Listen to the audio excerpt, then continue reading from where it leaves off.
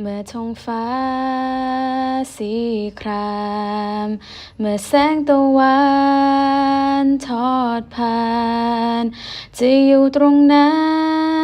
นใกล้เธอเสมอไปหากชีวิตมืดมนจะขอเป็นคนนำทางด้วยอิสลามแสงสว่างเสมอไป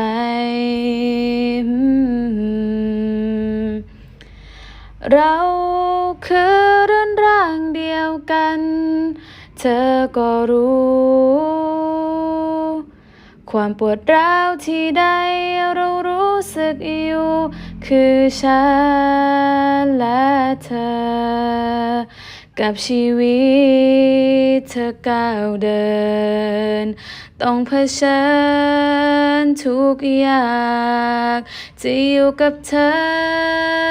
เคียงข้างเสมอไปจนวันที่ฉั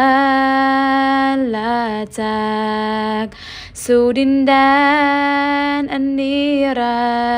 นดร์แต่เธอนั้นยังคงอยู่เสมอไปเราคือเรือนร่างเดียวกันเธอก็รู้ความปวดร้าวที่ใดเรารู้สึกอยู่คือฉันและเธอแม้ว่าแสงมืดลงอัลลอฮ์ยังทรงเมตตาพบกันอีกครั้